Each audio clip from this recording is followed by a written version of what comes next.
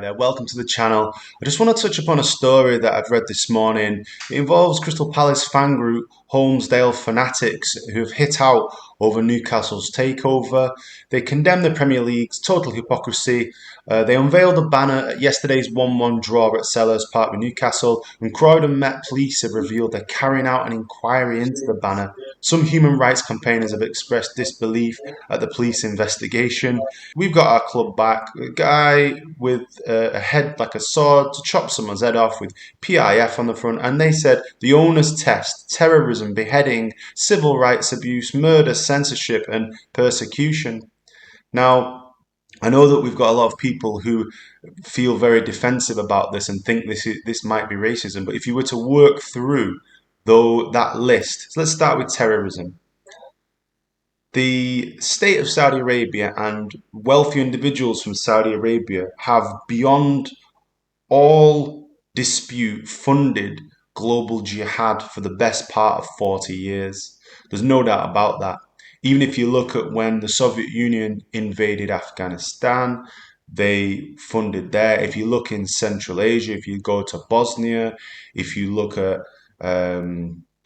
Islamic State, if you look at Al Qaeda was a group set up by one of the wealthiest people from Saudi Arabia, Osama bin Laden. The bin Laden family were actually construction magnates, and they still are construction magnates. If you go to Saudi or you go to the Emirates, you'll see that the bin Laden name is there. So wealthy individuals have funded global jihad. And it's not just financial support that the Saudis have given, it's also the ideological basis for global jihad, which is, essentially a puritanical version of Islam that's based upon very strict rules in relation to how Islam is perceived. So, tick, beheading. Saudi Arabia behead people, right? So they're not wrong. Okay, third one, civil rights abuses.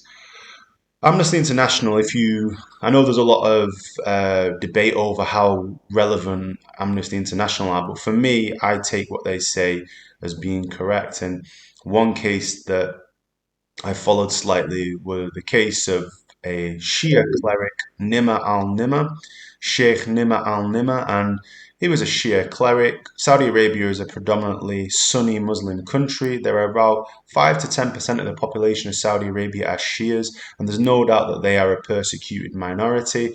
And essentially, Sheikh Nimr al-Nimr, along with about 45, 50 other people, were executed, and it's really unclear what their crime was apart from maybe promoting Shia Islam, a different form of Islam.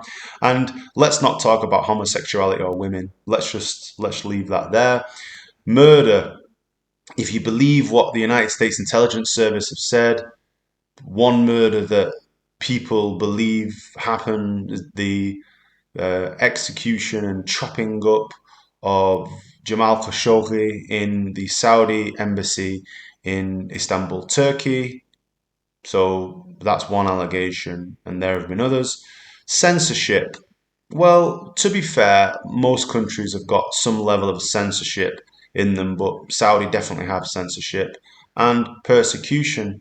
Again, I've mentioned women, I've mentioned homosexuals, religious minorities. You can also delve into sort of foreign workers that actually work in Saudi, like people from Philippines and sort of Bangladesh and other poorer places. So the banner that the Crystal Palace fans unveiled should be commended. Like, what do people want? Do people want average people like us who have no access to power to just shut our mouths and never say anything and just accept our fate? Do they want us to be robots to just work, get into debt, pay interest on our debt, accept everything that we're told? Or do they want people to have a brain of their own? They don't want us to have a brain of our own. And actually, I'll even criticize the other side now, because the murder of Jamal Khashoggi was obviously, extraordinarily bad. But at the same time, where is the outcry against Julian Assange? Julian Assange is in deep trouble, and he's been in deep trouble because he's basically told the truth. So we need truth on all sides. And as individuals, we need to stand up for ourselves against power. You need to shine a light onto big power and big money. And to be honest, well done to the Crystal Palace fans. What do you think? Do you think I'm being unfair? Do you think that it's racism to have a banner like this? Do you think that the Saudis are going to be a good thing for Newcastle? Do you think that it's all propaganda, that most of that stuff doesn't happen?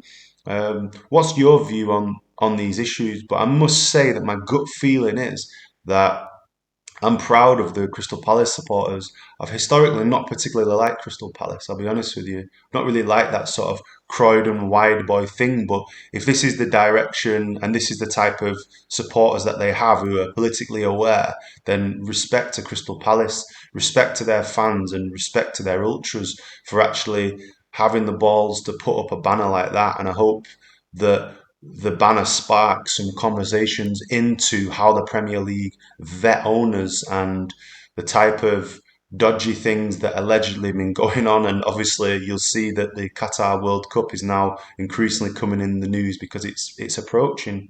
Stuff like that. And whatever happened to Seb Blatter? Whatever happened to all the corruption? What's happened to the all the workings behind the European Super League? These people only give a shit about football as a way to make money and project their power because they know that the average football fan like us loves football. We love football and we can't not watch football. It's impossible for us to not support our team. And they know that and they use that. And football, working class man sport, it's not like that anymore.